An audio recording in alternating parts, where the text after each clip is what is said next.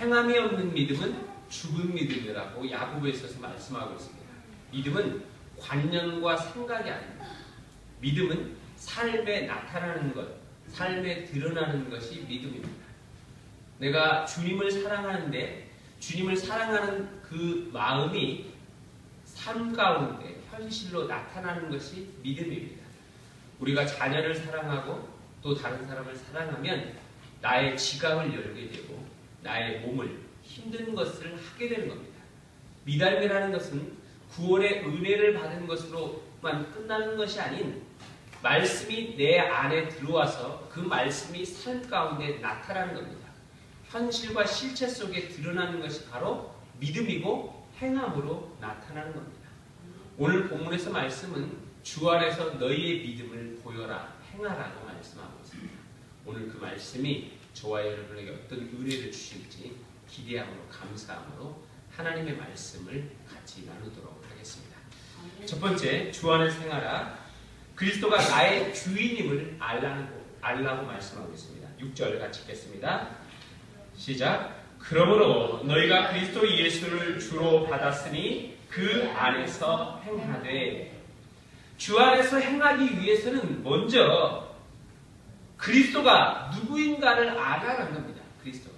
여러분, 그리스도라는 뜻이 무엇입니까? 그리스도는 기름 부음 받은 자, 메시아, 구원자를 가리켜서 그리스도라고 말씀하고 있습니다. 그래서 그 그리스도가 구원자이시고 하나님이십니다. 마태복음 16장 13절에 보면 가이사랴 빌립보에서 예수님께서 제자들에게 말씀합니다. 너희가 나를 누구라고 하느냐? 세상 사람들이 누구라고 하느냐? 그러니까 예수님이 엘리야입니다. 선지자입니다. 그러면 너희 제자는 누구라고 나를 말하느냐? 그때 사도 바울이 베드로가 유명한 고백을 했어요. 주는 그리스도시요 살아계신 하나님의 아들이십니다. 예수님이 구원자라는 겁니다. 하나님의 아들이시다는 겁니다. 약속의 메시아, 구원자, 이분이 이 땅에 오신 하나님의 메시아라는 겁니다. 구원자라는 거예요. 그분이 그리스도입니다. 동일하게 또한 그리스도고 그분이 예수라고 말하고 있습니다. 예수의 뜻이 무엇입니까? 마태복음 21장 21절에 보면 아들을 낳으니 그 이름을 예수라 하라. 그가 자기 백성을 그들의 죄에서 구원할 자이십니다. 예수라는 뜻은 죄에서 구원할 자입니다. 죄에서 구원할 자. 예수라는 뜻이. 그러므로 그리스도 예수는 메시아 되신 하나님이 이 땅에 오셔서 우리의 죄를 구원하시는 겁니다. 그 구원의 방법이 십자가에 못 박혀 죽으시는 방법입니다.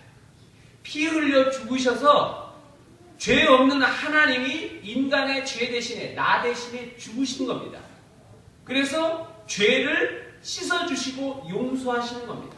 그분이 바로 예수 그리스도입니다. 이사야 53장 5절에는 이렇게 말했어요. 그가 찔림은 우리의 허물 때문이요 그가 상함은 우리의 죄악 때문이라. 그가 징계를 받음으로 우리는 평화를 누리고 그가 채찍에 맞음으로 우리는 나음을 받았도다. 예수님이 십자가에 못 박혀 죽으시고 피 흘리시고 찢기고 상하심으로 우리의 죄가 용서받았다는 겁니다. 죄에서 구원받은 겁니다. 그리고 그리스도 예수입니다. 많은 사람들이 예수님을 그리스도 예수라고 믿는 사람들이 이 자리에 와서 예배드립니다. 그러나 분명한 사실 하나는 그리스도 예수, 메시아, 구원자로 알고 있지만 주님으로 살고 주님으로 영접하고 주님으로 따르지 않는 많은 사람들이 있다는 겁니다. 여러분, 예수님이 여러분의 주님이십니까? 주님의 뜻이 무엇입니까? 주님. 주님은 나의 주인이다라는 뜻이에요. 예수님이 나의 주인입니다. 예수님이 나에게 구원만 주고 나는 내가 예수님을 이용해버리는 그런 것이 아니라는 겁니다. 내 뜻대로 내 마음대로 살아가는 것이 주님이 아니에요. 주님이라고 고백하는 그 순간부터 나는 내가 없어지고 주님의 뜻과 주님의 말씀대로 살아가는 것을 바로 주님이라고 고백하는 겁니다. 그래서 사도 바울이 다메섹에서 예수님을 만났어요. 자기가 말 높은 곳에서 예수님 믿는 사람들을 핍박하고 잡고 죽이러 다녔어요. 그런 자가 예수님을 만났습니다. 빛이 강렬하게 와서 말에서 떨어져서 예수님을 만나니까 예수님이 그에게 뭐라고 하냐면 당신이 누구십니까? 그러니까 사도 바울에게 나는 네가 핍박하는 예수라는 거예요. 그때 주님 내가 무엇을 하오리까 하는 거예요. 그때 하나님께서 하나님의 아들 예수 그리스도 예수님이 이렇게 말씀하는 거예요. 네가 이방인의 사도로 부르심을 받았다. 너는 이제 나의 복음의 증인이 되어라는 겁니다.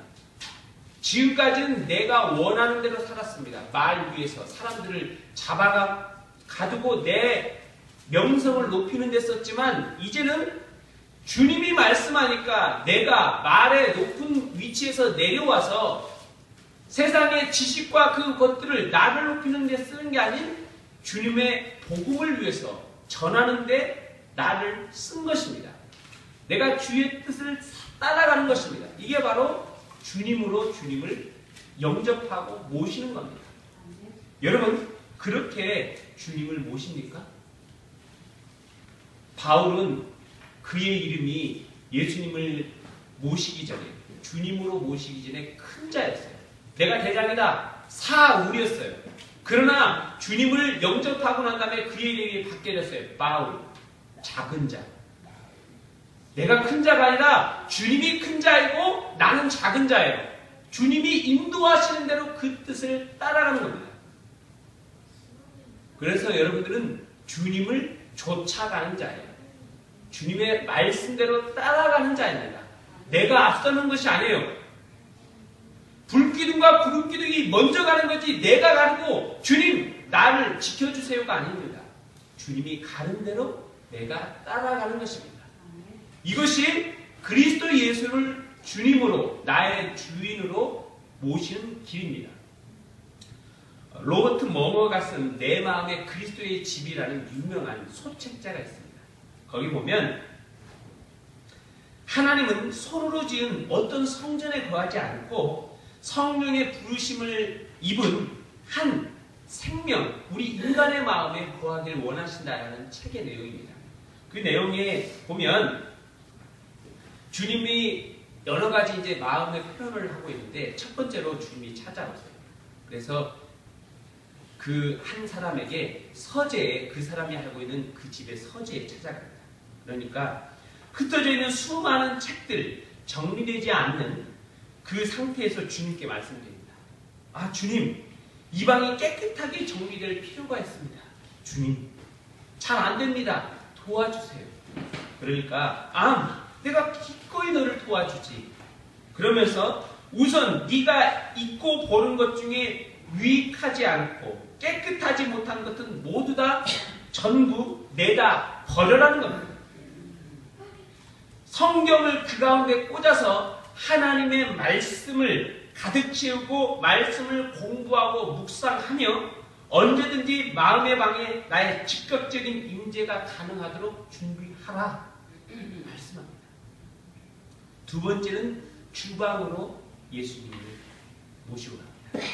그러니까 예수님을 초대해서 음식을 대접하는 거예요. 근데 음식의 주 반찬이 뭐냐? 메뉴가 뭐냐면 돈, 학위, 증권. 이게 주 음식의 메뉴입니다. 명성과 행운 등이 반찬으로 있어요. 주님이 드시질 않습니다.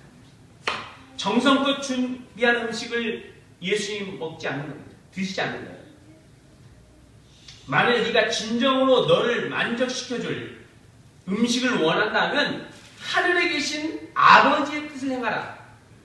그분이 기뻐하시는 것을 네게 좋아하고 하는 것보다 더 앞세워라. 그리고 그분의 하나님의 뜻을 행하는 맛이 어떤 것인지 너에게 보여주겠다라고 말씀하고 있습니다. 세 번째는 어디로 간다면 거실로 갑니다.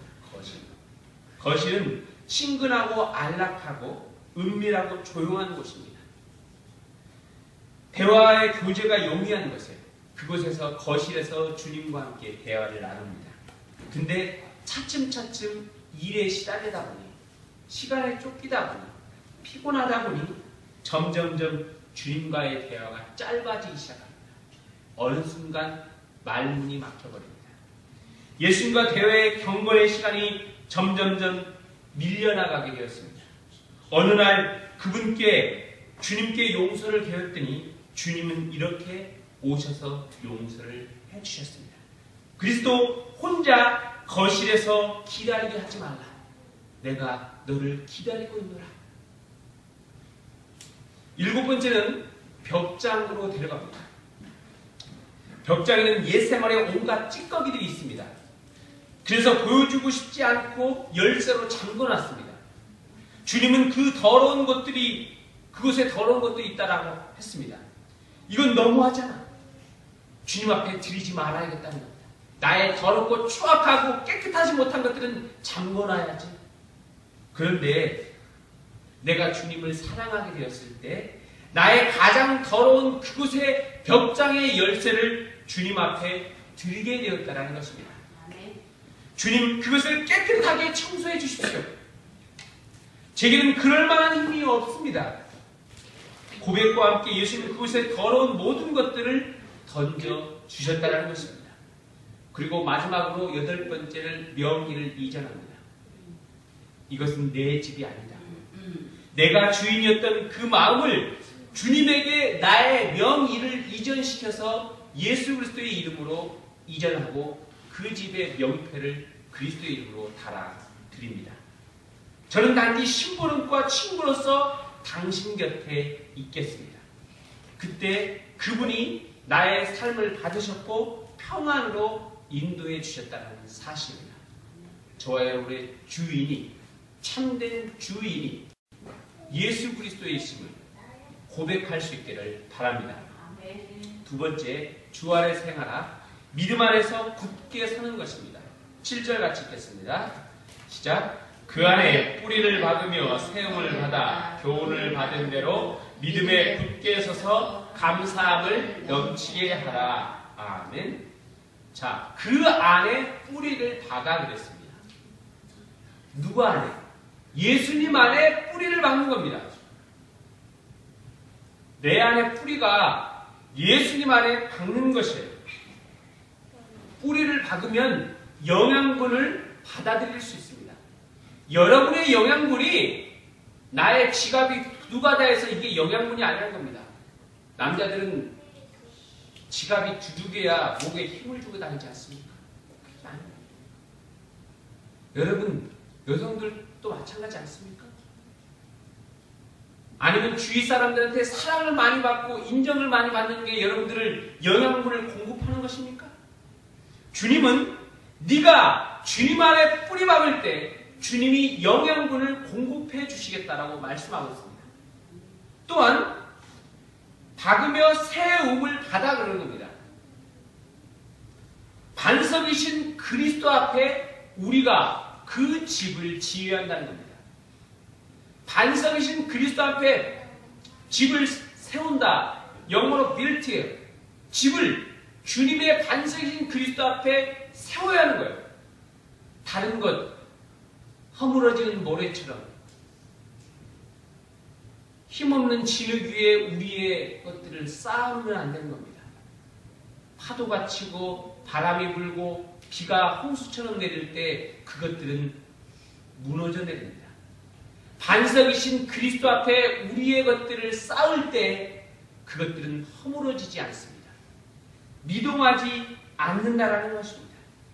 그리고 여기에서 뭐라고 말하고 있습니까?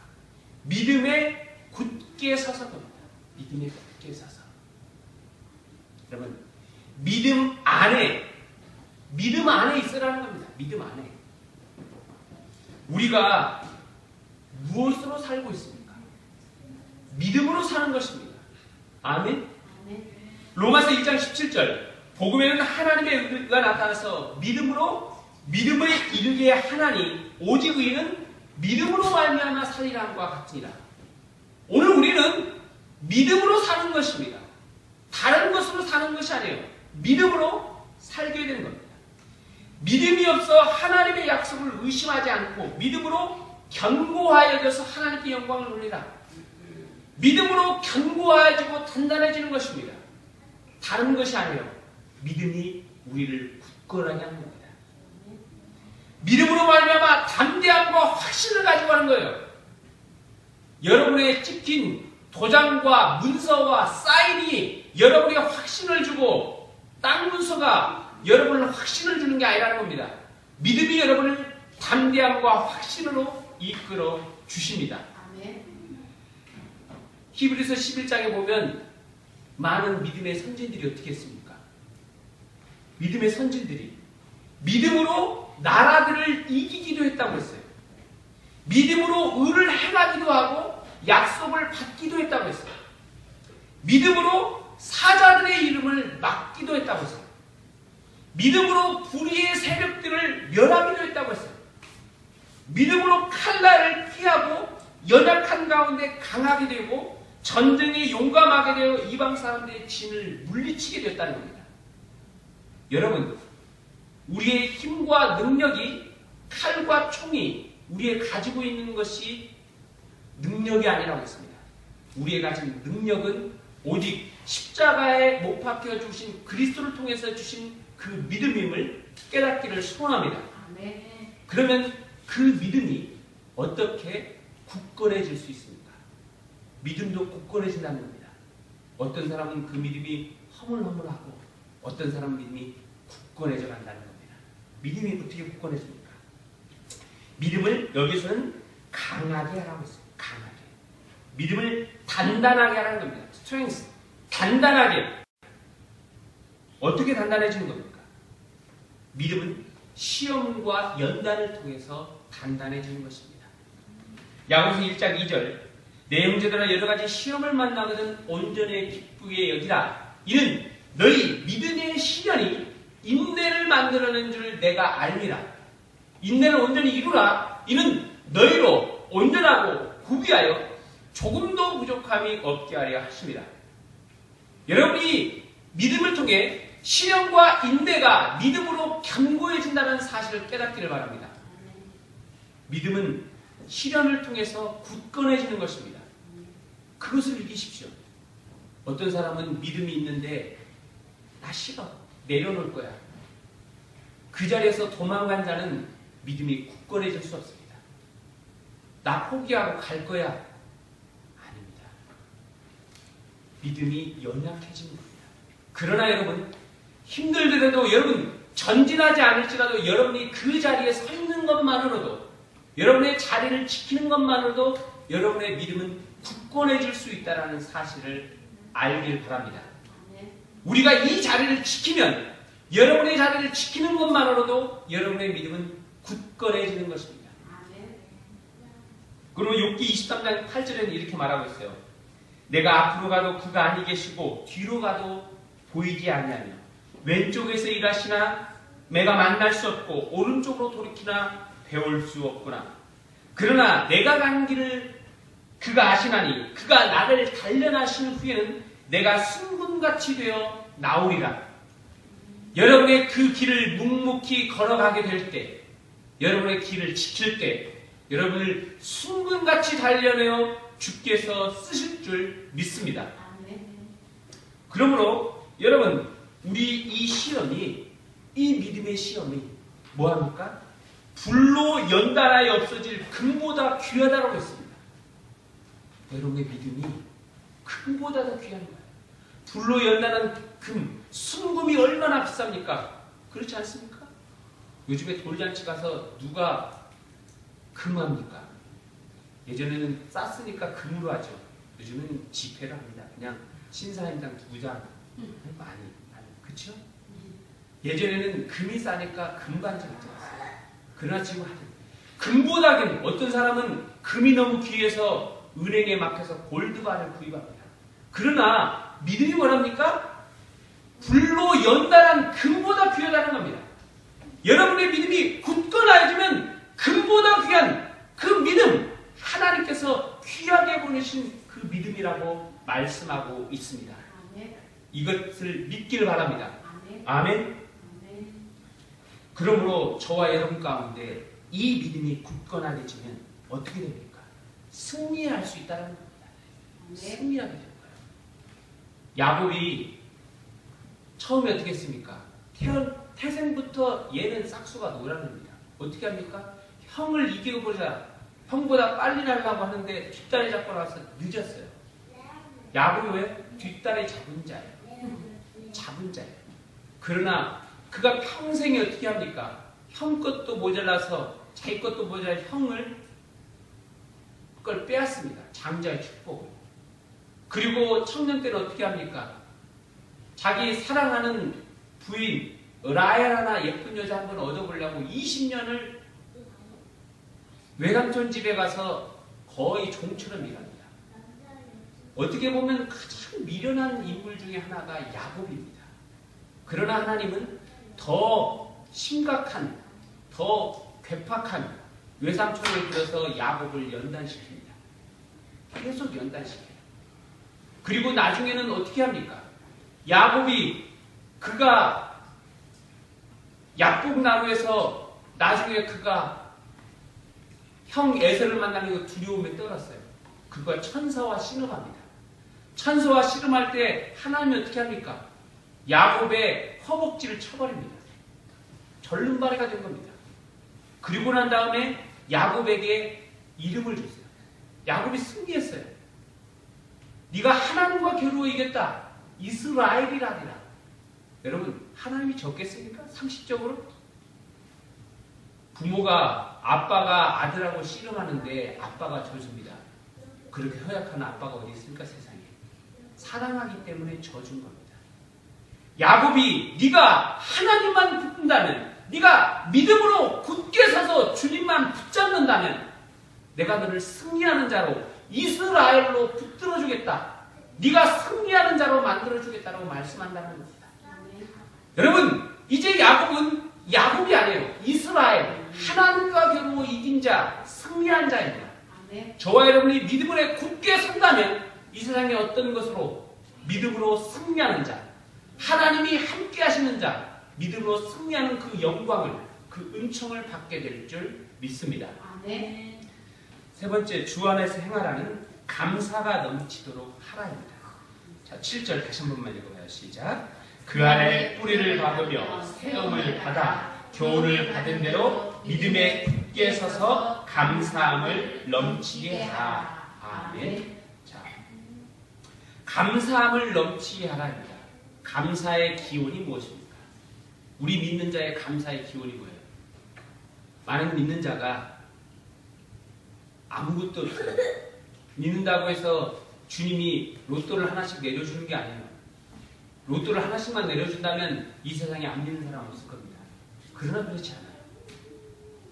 예수님이 나를 위해서 십자가에 못 박혀 죽으시고 허물과 죄로 죽었던, 내가 사망 가운데 영원한 음부에, 영원한 지옥에 갈 수 없는 나를 구원해 주셨기에 그 은총에 너무나도 감사하는 것이 감사의 기원입니다. 예수님이 나를 위해서 십자가에 못 박혀 죽으셨다는 그 감사가 내 마음에 있는 그 기원이, 그 출발이 되어지지 않으면 어떤 것도 감사할 수 없습니다. 그리스도가 여러분의 구원의 감사, 그 출발이 되길 바랍니다. 그러면 그 구원의 감사가 되면 넘치게 하라. 영어로 뭐냐면 overflowing with thankfulness. overflowing, 감사로 넘치게 하라. 넘쳐 흐르게 하라. 덤남하게 하라는 겁니다. 여러분, 감사가 있는데 넘쳐 흐른대요. 넘쳐 흐른다는 거예요. 누가복음 6장 38절에서는 이렇게 말하고 있어요. 주라, 그리하면 너에게 줄 것이니 곧 후히되어 누르고 흔들어 넘치도록 너에게 안겨주리라. 너희가 헤아린 그 헤아림을 너희도 헤아림을 도로 받을 것입니다. 주님의 말씀은 특별한 방법이 있어요. 주님이 채우는 방법은 주라예요. 주님의 방법은 뺏어오라고 하지 않습니다. 세상은 은행에 가서 뺏어와서 넣으라 그런 거예요. 그렇지 않습니까? 다른 사람의 것을 뺏어와서 채워야만이 찰 수 있는데 주님의 방법은 이상하게 주라입니다. 주라. 주면 채운다라는 겁니다. 채운다. 여러분의 입술이 감사를 선포하면 내게 아무것도 없는데 그 감사를 넘치게 하시겠다라는 사실입니다. 믿습니까? 아멘. 감사를 넘치게 하라는 것은 뭐냐면 여러분에게 이미 감사의 조건과 어떤 것도 내게 할 형편과 상황이 아니라는 거예요. 그럼에도 불구하고 너희가 감사를 넘치게 하면 입술과 삶에서 기쁨과 감사하면 채우겠다는 겁니다. 그래서 데살로니가전서 3장 16, 18절 유명한 구절 항상 기뻐하라 쉬지 말고 기도하라 범사에 감사하라 이는 그리스도 예수 안에서 너희를 향하신 하나님의 뜻이니라. 항상 기뻐하면 하나님이 너희를 기뻐하게 하신다는 겁니다. 신명기 16장에 보면 이런 말씀이 있습니다. 가나안 땅에 들어가지도 않았습니다. 광야에서 지금도 풀 한 포기도 제대로 나지 않는 광야에서 매일매일 만나와 메추라기를 먹으면서 하루하루 일용할 양식을 받으면서 그들이 살아가고 있습니다. 근데 뜬금맞게 하나님께서 이렇게 말씀합니다. 너희가 가나안 땅에 가면 내가 너희에게 땅을 줄 것이고 그 땅에 들어가면 너희가 곡식을 심어서 열매를 거두게 될 거라는 겁니다. 그래서 너희가 들어가면 77절을 지켜라. 6월절 이후로 77에 49 맥추절이라고 하는 그때 너희가 감사해 하나님께 예물을 드리라. 감사하고 기뻐하라는 겁니다. 이 말이 됩니까? 지금 내 손 안에 아무것도 주어진 게 없는데 나는 심지어 땅도 없었어요. 우리의 조상들은 애국에서 종살이 했었어요. 땅 문서도 없고 집 문서도 없고 하다못해 아파트 한 채도 없는데 뭘 감사하라는 겁니까? 근데 하나님이 너희가 77절을 지키라. 감사하는 마음을 너희가 감사로 드리라 그런 겁니다. 그러나 그들이 믿음으로 받았습니다. 그들이 믿음으로 감사함으로 받을 때 약속의 땅 가나안 땅을 주셨고 그들의 땅은 동일하게 분배받았습니다. 그들에겐 식물을 주셨고 천열매를 거두게 하셨고 감사가 넘치게 하셨다는 사실입니다. 아멘. 아멘. 여러분의 감사를 주님 앞에 감사를 여러분의 삶에서 넘치게 하여 주시옵소서. 이 기도를 하기 바랍니다. 여러분 내 상황이 아무것도 없지만 감사하십시오. 그래도 감사하십시오. 그러면 주님께서 그 감사 막힌 감사를 뚫어서 감사하게 하실 줄 믿습니다. 아멘. 여러분의 막혀 아무것도 보이지 않는 칠 같은 어둠 가운데 그 장소에 있을지라도 여러분을 빛 가운데 인도하셔서 참된 하나님의 감사로 이끌어 주실 줄 믿습니다. 아멘. 우리 고대 이스라엘에서 예배 때 사용했던 성령구를 말씀드리고 마치도록 하겠습니다. 개혁교회 성경에서는 생략되었으나 그 여호와께 감사하라 이 구절이 들어있어요. 왜냐하면 그분은 선하시고 어떠하시기 때문이다. 그래서 그분은 영원한 인자와 감사를 주신다라는 겁니다. 요즘에 맞게 재미있게 이것을 구성하는 것이 있어서 여러분들에게 소개해드리겠습니다. 가나다라 감사. 여호와께 감사하라. 왜? 가슴 아픈 일도 감사. 가면 쓰지 말고 감사. 나쁜 일도 감사. 나라가 있어서 감사. 다시 감사. 모두 다 감사. 라면을 먹을지라도 감사. 마지막까지 감사. 바쁠수록 감사. 사랑할수록 할 수 있음에 감사. 아플지라도 감사. 아줌마 몸매 되었을지라도 감사. 아침을 주심에 감사. 자주 감사. 자동으로 감사. 차가 없어서 얻어 타도 감사. 카멜레온 같은 배우자가 있어도 자녀 주심도 감사. 타락한 날 구원하심에 감사. 파김치된 나에게 새 힘을 주심에 감사. 하하하 웃으면서 감사. 저와 여러분이 진정 주 안에서 감사함으로 행하는 자가 될 수 있기를 소원합니다.